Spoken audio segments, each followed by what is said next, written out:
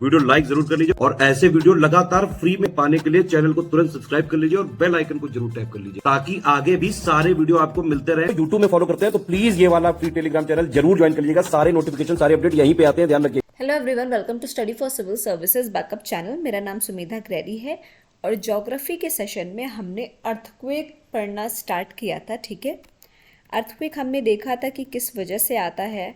फिर हमने कुछ टर्म्स डिस्कस किए थे कि जैसे कि जहाँ पे आपका सेस्मिक वेव्स ओरिजिनेट होती हैं उसको हम फोकस बोलते हैं। जहाँ पे आपकी फर्स्ट अर्थक्वेक वेव एक्सपीरियंस की जाती है उसको हम क्या बोलते हैं, एपी सेंटर बोलते हैं। ठीक है, अर्थक्वेक हमने देखा था दो तरीके के होते हैं, एक आपके आर्टिफिशियल या फिर मैनमेड अर्थक्वेक और दूसरा आपका नॉर्मल होता है।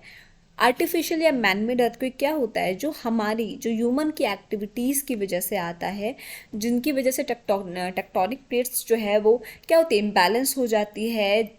जैसे कि आपके हमने देखा था कि जो आपके टनल्स का फॉर्मेशन होता है, आपके पहाड़ों को काट के जो रास्ता बनाया जाता है। ठीक है, इन सारी वजहों से आप क्या है, नेचुरली जो चीज़ें प्रेजेंट हैं, जो बैलेंस है अर्थ का, वो क्या होता है, बिगड़ जाता है। ठीक है, क्रस्ट का जो बैलेंस है वो थोड़ा सा कहीं ना कहीं बिगड़ता है और उस वजह से क्या होता है, हमें अर्थक्वेक का एक्सपीरियंस करना पड़ता है। ठीक है, बाकी हमने ये भी देखा था कि एटॉमिक टेस्ट भी कहीं ना कहीं बहुत हद तक रिस्पॉन्सिबल हैं किसके लिए, अर्थक्वेक के लिए। ठीक, एक चीज़ हमने और इम्पॉर्टेंट देखी थी, जो अमाउंट ऑफ रेडॉन गैस है वो जो है जहाँ पे भी अर्थक्वेक आने वाला होता है उस एरिया में एटमॉस्फेयर में रेडॉन गैस जो है वो काफ़ी ज़्यादा इंक्रीज हो जाती है। इसी वजह से एक तरीके का इंक्रीज इन रेडॉन गैस किस तरीके का इंडिकेटर है कि वहाँ पे अर्थक्वेक आने वाला है। ठीक, ये था आपका ब्रीफ एक समराइज जो है एक्सप्लेनेशन अर्थक्वेक का। आज हम देखेंगे कि अर्थक्वेक कितने पार्ट्स में डिवाइडेड है अपने ओरिजिन को लेके, डेप्थ ऑफ ओरिजिन को लेके। ठीक है, अर्थक्वेक स्टूडेंट्स बेसिकली 3 भागों में डिवाइडेड होता है। एक होता है आपका नॉर्मल अर्थक्वेक जो 0 से लेकर 50 किलोमीटर की डेप्थ तक आता है, एक इंटरमीडिएट अर्थक्वेक जो 50 से 250, और एक होता है डीप या पेलियो अर्थक्वेक जो 250 से लेकर 700 किलोमीटर डेप्थ की ओरिजिन से ओरिजिनेट होता है। ठीक है, कितने, 250 से 700 वाले को हम डीप या पेलियो अर्थक्वेक बोलते हैं।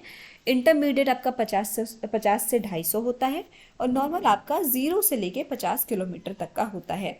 अच्छा, जब अर्थक्वेक आता है तो क्या होता है, एक एनर्जी रिलीज होती है। ठीक है, फोकस से जो है एनर्जी रिलीज होती है। फोकस क्या हो गया है, जहाँ से आपके सिस्मिक वेव्स ओरिजिनेट होती हैं। ठीक है, जहाँ से आपकी भूकंपीय तरंगें ओरिजिनेट होती हैं, तो वहाँ से जब एनर्जी जो रिलीज होती है उस एनर्जी को हम क्या बोलते हैं, उस एनर्जी को हम बोलते हैं elastic energy. Very very very important term. ठीक है, वो एनर्जी जो आपकी फोकस से ओरिजिनेट होती है उस एनर्जी को हम इलास्टिक एनर्जी बोलते हैं।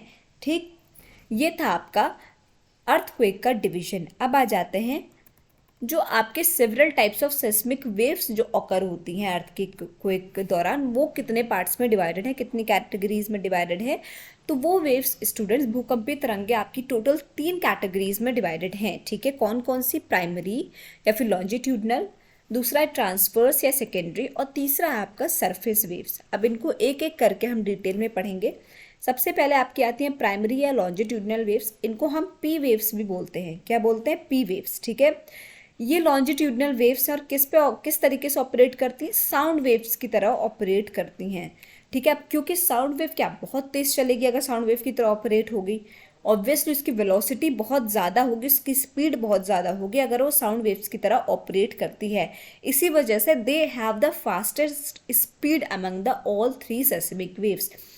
पूरे तीनों भूकंपी तरंगे जो हैं, ये इन सारे तीनों के तीनों जो है सेस्मिक वेव्स में प्राइमरी या फिर लॉन्जिट्यूडनल वेव्स की स्पीड क्या है, फास्टेस्ट है। ठीक है, इनको हमने साउंड वेव से भी तो कंपेयर किया, इनकी फास्टेस्ट स्पीड होती है। ठीक, फिर नेक्स्ट आपका जाता है ट्रांसवर्स या सेकेंडरी वेव्स, इनको हम एस वेव्स भी कहते हैं। ये लाइट वेव्स की तरह मूव करती हैं। ठीक है, अब ये केवल जो है सॉलिड मीडियम में ही मूव कर सकती हैं। लिक्विड में क्या होता है, ये डिसअपियर हो जाती हैं, गायब हो जाती है। ठीक है, क्या होता है, लिक्विड में ये गायब हो जाती हैं, लाइट की तरह ही एक तरीके से। ये केवल सॉलिड मीडियम में मूव कर पाती हैं, लिक्विड में नहीं कर पाती है, because it does not pass through the earth core. It is estimated that S waves are liquid with respect to the earth core. It has 40% lower speed than P waves. अब क्योंकि ये अर्थ के core से क्या होता है, अर्थ का जो कोर है उससे ये पास नहीं हो पाती हैं, ठीक है, उससे इनका मतलब उससे गो थ्रू नहीं हो पाती, पास नहीं हो पाती हैं। इस वजह से ये अनुमान लगाया जाता है कि एस वेव्स जो है या ट्रांसवर्स वेव या सेकेंडरी वेव्स कैसी हैं, लिक्विड फॉर्म में है, ठीक है, कैसे हैं, लिक्विड फॉर्म में है, और इनकी स्पीड 40% कम है, 40% कम है किसके कंपैरेटिवली, पी वेव्स या प्राइमरी वेव्स या फिर लॉन्जिट्यूडनल वेव्स के कंपैरिजन में, ठीक है। फिर लास्ट आपका आ जाता है कौन सा वेव्स, आपका सरफेस वेव्स। सरफेस वेव्स क्या होती है, इनको हम एल वेव्स भी कहते हैं। ये केवल धरती के अपर पार्ट को ही इफेक्ट करती हैं। ये हाईली इफेक्टिव वेव्स होती हैं और बहुत दूर तक ट्रैवल कर सकती हैं, ठीक है। इनकी स्पीड बहुत स्लो होती है, इसी वजह से ये हर जगह काफ़ी लेट पहुंचती हैं, लेकिन इनका इफेक्ट उतना ही ज़्यादा खतरनाक होता है। भले ये इनकी स्पीड स्लो है, ये लेट पहुंचती है, पर इनका इफेक्ट उतना ही ज़्यादा खतरनाक होता है। इनका इफेक्ट सबसे ज़्यादा डिवास्टेटिंग, सबसे खतरनाक इफेक्ट वाली कौन सी वेव्स है, आपकी सरफेस वेव्स ही हैं, ठीक है। आज हमने तीनों वेव्स जो है डिटेल में जाना, कौन कौन से, प्राइमरी, ट्रांसवर्स और सरफेस वेव्स।